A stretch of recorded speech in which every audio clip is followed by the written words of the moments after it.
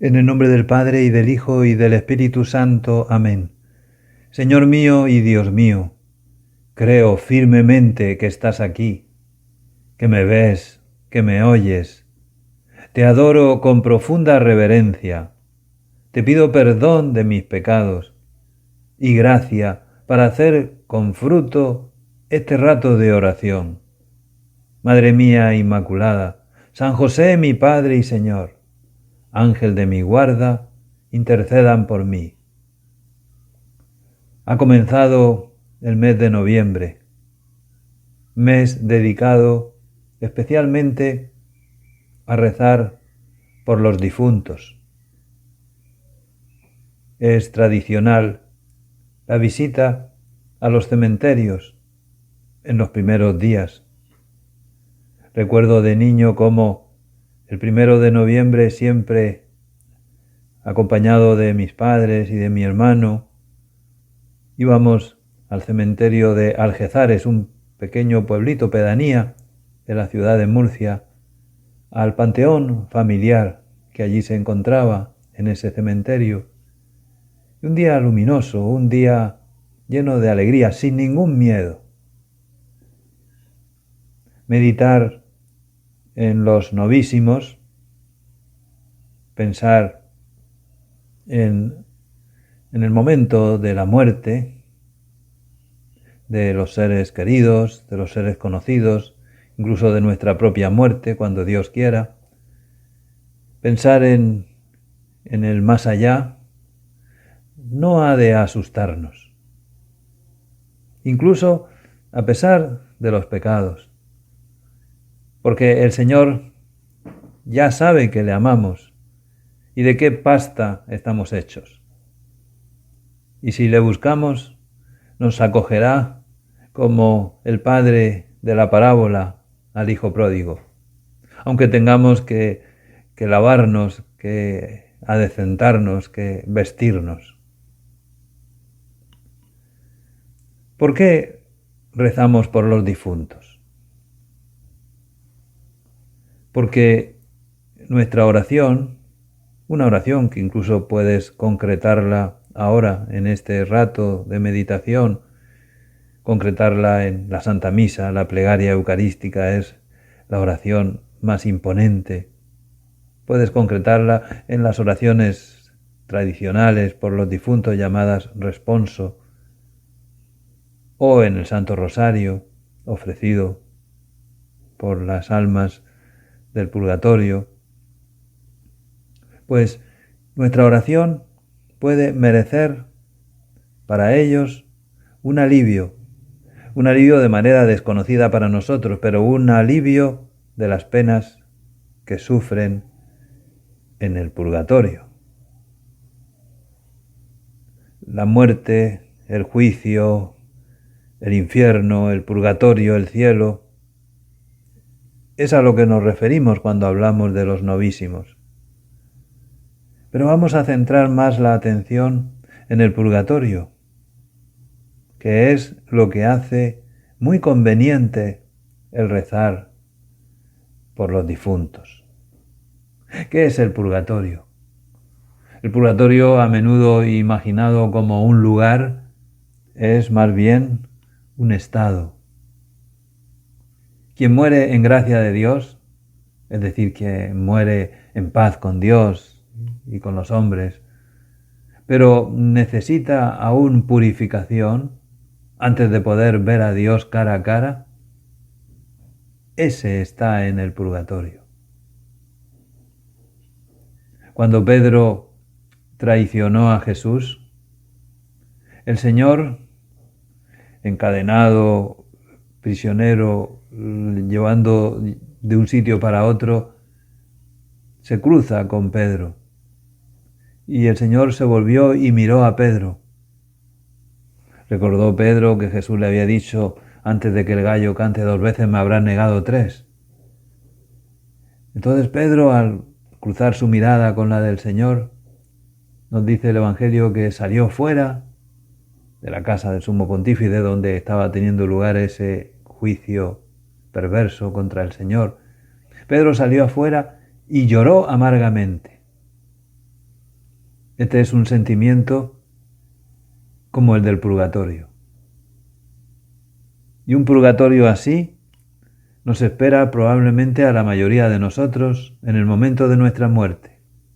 El Señor que nos mira lleno de amor, y nosotros experimentaremos entonces una vergüenza ardiente y un arrepentimiento doloroso por nuestro comportamiento malvado o quizá nuestro comportamiento carente de amor. Solo después de ese dolor purificador seremos capaces de contemplar su mirada amorosa en la alegría celestial perfecta. Una reflexión buenísima para mí, la mejor que he meditado sobre el purgatorio, es la que da Benedicto XVI en su carta encíclica precisamente sobre la esperanza que salva, donde el Papa emérito viene a decir que al morir algunos irán al infierno, otros directamente al cielo, pero la mayoría iremos al purgatorio. Veamos parte exacta de esa reflexión, vale la pena. La opción de vida, escribe Benedicto XVI, la opción de vida del hombre se hace definitiva con la muerte. Esta vida suya está ante el juez, ese juez que para nosotros es Jesús. Su opción, que se ha fraguado en el transcurso de toda la vida, puede tener distintas formas. Puede haber personas que hayan destruido totalmente en sí mismas el deseo de la verdad y la disponibilidad para el amor. Personas en las que todo se ha convertido en mentira, personas que han vivido para el odio y que han pisoteado en ellas mismas el amor. Esta es una perspectiva terrible, pero en algunos casos de nuestra propia historia podemos distinguir con horror figuras de este tipo. En semejantes individuos no habría ya nada remediable y la destrucción del bien sería irrevocable. Esto es lo que se indica con la palabra infierno. Por otro lado, puede haber personas purísimas que se han dejado impregnar completamente de Dios y por consiguiente están totalmente abiertas al prójimo, personas cuya comunión con Dios orienta ya desde ahora todo su ser y cuyo caminar hacia Dios les lleva solo a culminar lo que ya son. Son los santos, los que han sido beatificados, canonizados, los que entran directamente en el cielo. No obstante, dice Benedicto, según nuestra experiencia, ni lo uno ni lo otro son el caso normal de la existencia humana. Gente perversa o gente muy santa. En gran parte de los hombres, eso podemos suponer, queda en lo más profundo de su ser una apertura interior a la verdad, al amor a Dios. Aunque en las opciones concretas de la vida esa apertura se ha empañado con compromisos con el mal. Hay suciedad que recubre la pureza, de la que sin embargo queda la sed y que a pesar de todo rebrota una vez más desde el fondo de la inmundicia y está presente en el alma. ¿Qué sucede con esas personas cuando comparecen ante Jesús, ante el juez? Toda la suciedad que ha acumulado en su vida se hará de repente irrelevante. ¿Qué otra cosa puede ocurrir? Y es aquí donde San Pablo, en la primera carta a los Corintios, nos da una idea de lo que es el purgatorio.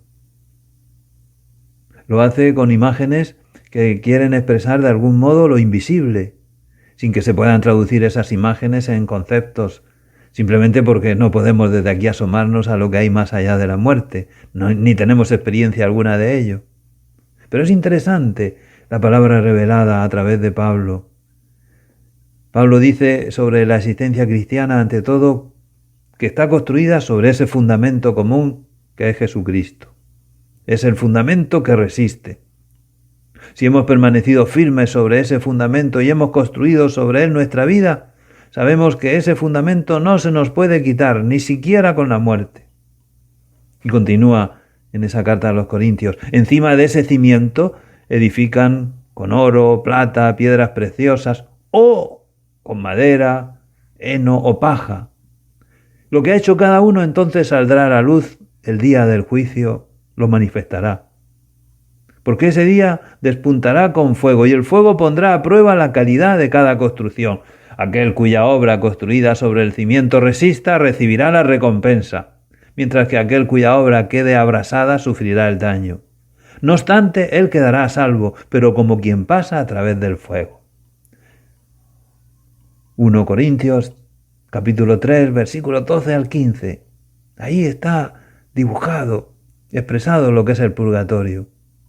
Se muestra con nitidez que la salvación de los hombres puede tener diversas formas, que algunas de las cosas construidas pueden consumirse totalmente, que para salvarse es necesario atravesar el fuego en primera persona para llegar a ser definitivamente capaces de Dios y poder tomar parte en la mesa del banquete nupcial eterno. Algunos teólogos piensan que el fuego que arde y que a la vez salva es Cristo. Es Cristo mismo, el juez y salvador.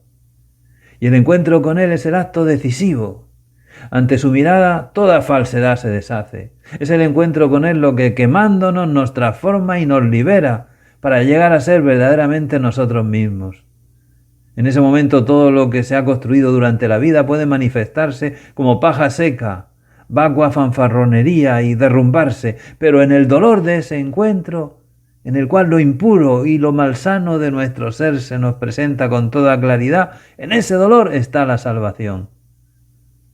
Su mirada, el toque de su corazón nos cura a través de una transformación ciertamente dolorosa, como a través del fuego, pero es un dolor bienaventurado, en el cual el poder santo de su amor nos penetra como una llama, permitiéndonos ser por fin totalmente nosotros mismos y con ello totalmente de Dios. Qué descripción más exacta y más impresionante sobre esa realidad de la purificación después de la muerte. El purgatorio es así la antesala del cielo. No es un castigo, es una misericordia de Dios para limpiar los defectos de los que desean identificarse y gozar plenamente con Él. Yo firmo un cheque en blanco para ir al purgatorio porque eso es ya el cielo, es la antesala del cielo. Además, me atrevo a decir eso de que lo firmo ya porque hay una presencia especial de la Santísima Virgen, ese privilegio sabatino para todos aquellos que la invocan especialmente con esa advocación del Carmen. La Virgen tiene una presencia especial en el purgatorio y libera de esas penas, de ese dolor, más rápidamente a los que han acudido a ella. Las madres son las protagonistas principales del baño de sus hijos pequeños o del arreglo de la hija que se viste de novia. Pues así imagino yo la presencia de la Virgen en esa purificación para entrar en el cielo. Te doy gracias, Dios mío, por los buenos propósitos, afectos e inspiraciones que me has comunicado en esta meditación. Te pido ayuda para ponerlos por obra. Madre mía Inmaculada, San José, mi Padre y Señor, Ángel de mi guarda, intercedan por mí.